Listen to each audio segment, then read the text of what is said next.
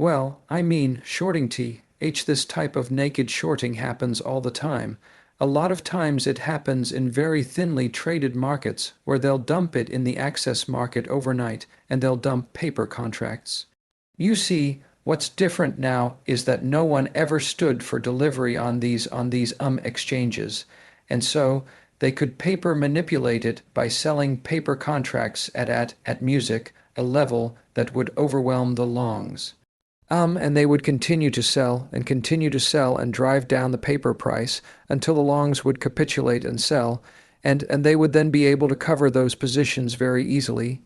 The banks who had shorted the price would be able to cover their positions very easily as they had driven down the paper price. Where it gets difficult for them is in now the fact that the people on the other side of the trade have become very wise to what they're doing, and they're standing for delivery. And it doesn't matter how far you push the paper price down when you have people standing for delivery. Said another way, in a market that is based upon trust, right? It works until you have people stand for delivery. Most of my career, which is now almost 36 years, no one ever stood for delivery. When I tell you less than 1% of contracts stood for delivery, I'm dead serious. No one stood for delivery, music, and now they are. And there's a good portion of the market that is challenging the West. These are countries, sovereign wealth funds, and central banks of India and Saudi Arabia and Russia and China, and on, that are now standing for delivery. These countries never had any intention to stand for delivery or challenge the West. They're coordinated now, they're motivated, and they smell blood in the water. But what is interesting is you're now seeing the exact same thing happen here in the United States. And it's interesting because there was a report in the Economic Times, that said, I just read it a couple days ago, that said a JP Morgan now holds over 750 million ounces of silver. That's more than $40 billion worth, and would be, if true, the largest stockpile on the planet. It goes on to say that they have not only stopped shorting the market as of recently, but they have completely flipped and become the biggest long in the market. And it said that in 6 weeks they added 21 million ounces while closing a 200 million ounce short position. This is the 200 million ounces was the pressure that kept the price low. When you have traders come in odd hours and dump more onto the market, it just suppresses it that much faster and triggers stops. A lot of these longs will be run by algorithms or hedge funds that run by algorithms, and if a level is breached, it sells. And so they will come in the access market, as we saw a few weeks ago, which is when New York is closed and before it gets to Asia, or in between either Asia and London or US and Asia. It doesn't matter, they are selling it at the most inopportune time when there is no liquidity in the market, when the traders are asleep, when anyone who was stupid enough to do that would be shot and fired, and probably in that order, in the respect that that's not how you maximize your settlement, your trade. You would do it in the middle of New York trading when the traders are active, and you do it slowly over time. So, going back to JP Morgan, they closed out a 200 million ounce paper short, which again is the pressure that is keeping it down. And they added 21 million ounces in physical over that time. The buying pushes prices up. The article went on to say that they also added 6 million ounces out of the registered inventory in conks. There's eligible, there's registered, eligible. We have 9 conks vaults around North America. One brings JFK in New York. That is a music conks vault. If you have 1,000 bars in our program, as many do, those are eligible. They could be sold, they could be moved into registered, they are eligible to be moved into registered, but they're not. They belong in strong hands, and they're not for sale. Registered are actually the bars that back the contracts. So JP Morgan pulled 6 million ounces out of registered inventory, and it left the conks. Now that's goodbye. That's never coming back. Once it leaves, it has to be reintroduced into the system, re-registered and assay. It's never coming back. That would, in my mind, be someone like a Tesla or a Samsung or a Sony. And of course, that same channel shows talks about Samsung, in an effort to get silver for their solid-state batteries, flying to Mexico. That same AI channel. And that may be true. Again, there is truth in some of what they are saying, but again, you're seeing big players because, as I've been reporting, has been going to Mexico and to Peru for the last several years, buying doré and concentrate right from the miners in pre-production stage before it's even cold. Silver, buying it and bringing it back home. What's interesting is Mexico's number 1, China's number 2, and Peru's number 3. So the number 2 producer in the world goes to number 1 and 3 buys doré and concentrate before it's ever even becomes silver. Concentrate is a byproduct sludge of the mining process, and doré are crudely refined bars. Well, then it's important enough to fly all the way to Central America or South America, buy it, music in an unrefined form, pay double what the West will ship it back to China to refine it. This is the second largest producer in the world. So, going back to what I was saying, they pulled 6 million ounces out of registered and off it goes. It's never coming back. They also did something that I wasn't really familiar with, and it's called, they moved 169 million ounces into non-deliverable vaults. To me, that's the same thing as pulling it out of the system, but that means the metal still exists on paper, but they legally removed it from the delivery system. Can't be used for conks unless it's re-registered. What you are seeing JP Morgan do is effectively removing metal from the delivery pool to get as far away from it as they can. And if it's true and they are now net long, and the largest short position is now the largest long in the marketplace, this is a very bullish signal. I've said for years that the paper market would break long before the physical market ever bent, and I stand by that now more than ever. What we're living through isn't random volatility. It isn't traders getting out over their skis. And it isn't just big bad banks manipulating price in the middle of the night. No, this is what happens when a 50-year paper Ponzi music meets a wall of global buyers who suddenly say, "No, thank you, I'll take delivery." People need to understand this clearly because it's the defining feature of this moment in monetary history. The West game only worked when nobody asked for the product. When the entire structure ran on trust, on optics, on the assumption that physical silver was a rounding error compared to paper claims, when less than 1% of contracts stood for delivery, everything worked fine for the cartel. They could sell unlimited paper, push price music down in the thin after-hours markets, trigger algorithmic stop-losses, cause hedge funds to puke long positions, and then buy back their shorts at a discount. Easy money, they did it music for decades, but now the people on the other side of the trade aren't hedge funds and bored retail traders. There are sovereign wealth funds, central banks, music industrial conglomerates, and aligned nations who smell Western vulnerability. These are players who do not care what the paper music price is at 2:00 a.m. New York time. You cannot scare them with a $2 smash. You cannot flush them out with leverage because they aren't using leverage. These are people coming into the market with billions in hand, standing for delivery, and telling the West, "Nice paper market you built. We'll take the metal, thanks," and that's where the wheels are coming off. Naked shorting in the paper market has always happened. If you've watched the markets long enough, you recognize the pattern. They dump a pile of contracts in the thin overnight access market when the real liquidity is asleep. They push price down where it shouldn't logically go, trigger margin stops, and walk it down stair-step style. If any hedge fund trader did that at noon during New York trading, music he'd be fired before lunch. But at 3:00 a.m., with algorithms and light volume, that's where the paper game has thrived. But everything changed once people started standing for delivery. That's the thing the mainstream doesn't understand.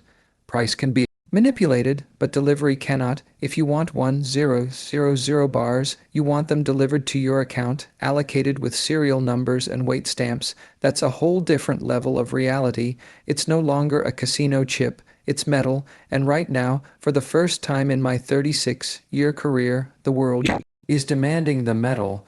Just look at what happened in the early days of the December delivery cycle. In the first 12 days, half of them weekends, 58 million ounces of silver stood for delivery, music not purchased, not traded, delivered, another 85 million ounces of gold, music, and remember, December is not even a primary delivery month for silver. We've seen this movie for 13 months straight now, ever since Trump won the election. Every month, massive deliveries, record tonnage leaving the comics, and more contracts being added into delivery rather than closed out. Who has the kind of money to stand for delivery on billions of dollars worth of metal every 30 days? Music, it's not mom and pop. It's not Reddit. It's the biggest money on the planet. Money that doesn't take flyers or gamble for fun. Money that has inside visibility into what's coming, and what's coming is a brutal, undeniable collision between the paper market and the physical market. You cannot have a market where 300 ounces of silver are promised for every 1 ounce that exists without eventually hitting a wall. Speaking of big money, let's talk about JP Morgan. A few days ago, the Economic Times published one of the most astonishing reports I've ever seen in mainstream media. According to their data, JP Morgan now holds over 750 million ounces of physical silver. Music, let me spell that out in case YouTube's auto-transcription thinks I sneezed. 750 million ounces. That is more than $40 billion worth of silver at today's price. Music, and it would make them the largest single private holder of silver on the planet. Couple other things. I talk about how no one ever stood for delivery, right? Music, in the first 12 days of the December delivery, which started the day after Thanksgiving, and you wonder why the server shut down Thanksgiving night of the 1,000 commodities traded just happened to shut down on the metals market. The servers overheated because there was obviously a bevy of activity on Thanksgiving night, and the traders left dinner to go lock in orders. No, it was damage control. But in the first 12 days of delivery that we've seen, now I haven't looked in the last 2 days, music, we saw 58 million ounces of silver delivered and 85 million ounces of gold, with contracts still being issued all month long. That can stand for delivery, but ask yourself, who's got the money to stand for delivery on 58 million ounces? But this is what we've seen every single month for the past 13 months since he won the election. Literally, this is what we've seen on every single month.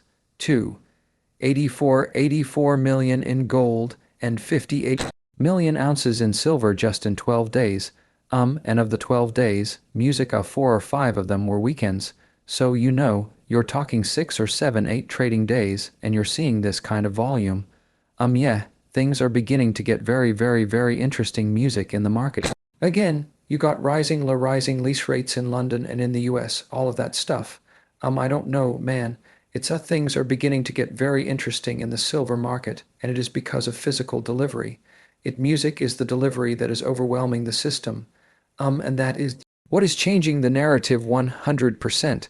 Clears throat, and at that level, when you see this kind of volume coming in, these people are the most well-informed traders on the planet, not just the most well-funded. And at that level, you're tied into the playbook, and they know what's coming, and they don't spend billions every month, literally billions every month for 13 months, unless they have been told this is how you should probably position yourself at that level. When you're dealing music in billions, you're probably tied into the people that make the decisions and no playbook, and so they don't do things just for shits and giggles. They do it because they know, to your point, what's music coming. Okay, we've seen the GSR. I think it was around 80. It dipped back down to 70, and then we saw it go up to about 106 or so, music, and now we've seen it slowly come down to 90, and then slowly down to 80. Once we hit 80, we started seeing it drop very quickly down into the 60s. 70 is way too. 70 is still abnormally high historically. It's at just about 67, 68 right now, the average of the past 100 plus years since the Industrial Revolution. Man's ratio has been about 45 to 1, right in that neighborhood. For most of the people who have bought 45 to 1 would represent at least a double music, because it's been abnormally skewed for the past several years going back to 2020. It hit 125 to 1, the all-time high. I remember the first video I did was with Pixar in 2010, and we were talking about how it hit 85 to 1. It was like the second time in human history it had ever been that high. So I went on that show with him and told people, if you own gold, sell it. I'll sell it to the marketplace at a 85 to 1 ratio to silver. You can turn around and get roughly 85 ounces of silver. Now would depend upon what kind of gold and what kind of silver, but in general 85 to 1. So you get 85 ounces for every ounce of silver. Now remember, for 5,000 for every ounce of gold. For 5,000 years, the geologic ratio has been 16 to 1. What makes this moment so extraordinary is not just the shortage itself, but the caliber of the buyers stepping into the physical market. These aren't music day traders or newsletter subscribers looking for a quick flip. These are industrial giants, music sovereign nations, and Wall Street titans who used to suppress the silver market and are now scrambling to acquire everything they can before the window closes. When you see months where 58 million ounces of silver are delivered and removed in the first 12 days, you are talking about entities with trillions in purchasing music power. These buyers aren't reacting emotionally, they're acting on information the public doesn't have, information that likely comes straight from policymakers and central bank insiders. They are positioning ahead of the storm because they know how the story ends. It always ends the same way, with the people closest to the money supply extracting real wealth before the system resets. The common narrative is that COMEX is a casino, a place where price is set by speculators rather than real users. But what's happening now obliterates that narrative. In a true casino, you gamble with chips. You don't walk out with the roulette table under your arm. The COMEX was never designed for mass physical delivery.